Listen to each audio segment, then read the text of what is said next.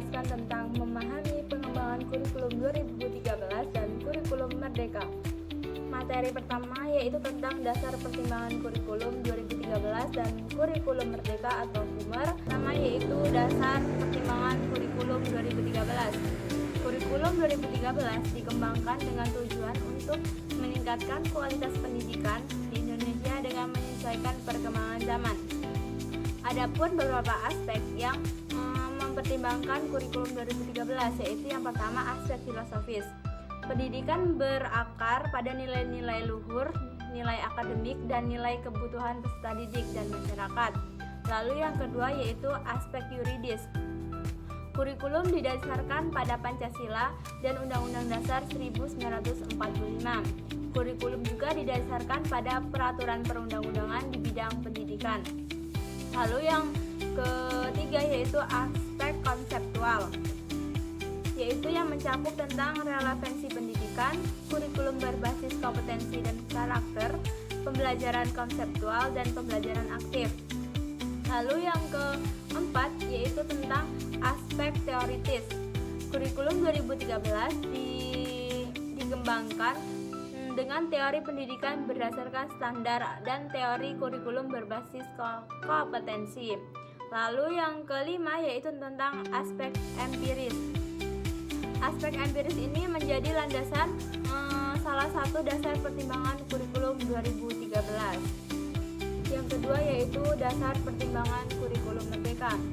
Kurikulum merdeka dikembangkan sebagai respons terhadap tantangan yang dihadapi dalam penerapan K13 seperti beban administrasi guru yang tinggi dan kurangnya fleksibilitas dalam pembelajaran. Adapun aspek yang menjadi pertimbangan yaitu yang pertama kebebasan belajar.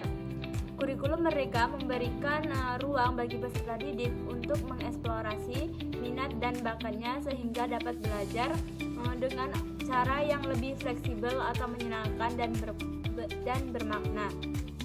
Kebebasan ini juga mencakup kebebasan dalam memilih mata pembelajaran dan cara belajar yang lebih sesuai dengan kebutuhan siswa atau konteks dari daerah masing-masing. Lalu yang kedua yaitu peningkatan keterampilan. Kurikulum merdeka menekankan pengembangan keterampilan yang relevan dengan tujuan yaitu untuk kemampuan berpikir kritis, kolaborasi, dan komunikasi. Lalu yang ketiga yaitu personalisasi pembelajaran. Dengan memperhatikan perbedaan potensi dan karakteristik semua peserta didik, kurikulum merdeka juga memungkinkan adanya pembelajaran yang lebih personal di mana peserta didik dapat bergerak sesuai dengan kecepatan gaya belajar. Lalu yang keempat yaitu penyederhanaan materi. Materi pembelajaran dalam kurikulum merdeka dirancang agar lebih fokus atau relevan dan bisa mendalami sehingga peserta didik dapat memahami konsep-konsep secara faktual dan bukan sekedar menghafal. Materi yang kedua yaitu tentang rasionalitas pengembangan kurikulum 2013 dan kurikulum merdeka. Rasionalitas dalam pengembangan kurikulum merujuk pada alasan logis dan pertimbangan ilmiah yang mendasari perubahan kurikulum. Pengembangan kurikulum 2013 atau K13 dan kurikulum merdeka atau KURMA dilakukan untuk menyesuaikan pendidikan dan kebutuhan zaman, perkembangan teknologi, serta untuk tuntunan dunia kerja dan sosial.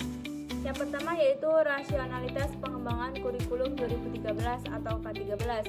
Kurikulum 2013 dikembangkan sebagai penyempurnaan dari kurikulum 2006 atau KTSP.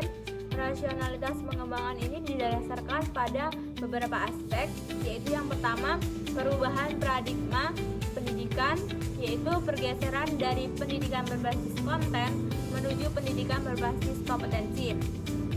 Lalu yang kedua yaitu tantangan globalisasi dan perubahan sosial. Era globalisasi membutuhkan lulusan memiliki kompetensi abad 21, yaitu meningkatkan arus informasi untuk menuntut siswa lebih mandiri, memiliki kemampuan problem solving. Lalu yang ketiga yaitu perkembangan ilmu pengetahuan dan teknologi. Iptek berkembang pada pesatnya perkembangan zaman, sehingga pendidikan harus menyesuaikan kurikulum agar tetap relevan. Lalu yang kelima yaitu tantangan pendidikan nasional, yaitu kurikulum sebelumnya atau KTSP dianggap sebagai kurang menekankan pada pendidikan karakter, yang diperlukan siswa untuk evaluasi yang lebih autentik dan menyeluruh. Lalu yang terakhir yaitu kebijakan pendidikan nasional dan internasional, yaitu mengacu pada Undang-Undang Nomor 20 Tahun 2003 tentang Sistem Pendidikan Nasional, menyesuaikan dengan standar kompetensi lulusan atau SKL yang ditetapkan oleh pemerintah. Rasionalitas pengembangan kurikulum merdeka atau KURMA. Kurikulum merdeka dikembangkan sebagai respons terhadap tantangan yang dihadapi dalam penerapan kurikulum 2013. Ada beberapa faktor yang menjadi dasaran dari rasionalitas pengembangan kurikulum 2013. Yang pertama yaitu tentang evaluasi dan kelemahan kurikulum 2013. Kurikulum 2013 ini dianggap terlalu kompleks dan sulit diterapkan di beberapa daerah, yang menjadi sekolah dan guru kesulitan dalam menyesuaikan dan kebutuhan belajar siswa. Lalu yang kedua yaitu perubahan sosial dan teknologi yang cepat. Perkembangan teknologi digital mempengaruhi cara belajar siswa. Kebutuhan akan lulusan yang mampu berpikir kritis, mandiri, dan berdaya saing tinggi. Lalu yang ketiga, yang terakhir yaitu tentang kesenjangan kualitas pendidikan di Indonesia. Kurikulum merdeka memberikan fleksibilitas atau menyusun pembelajaran sesuai dengan kondisi dengan kebutuhan siswa.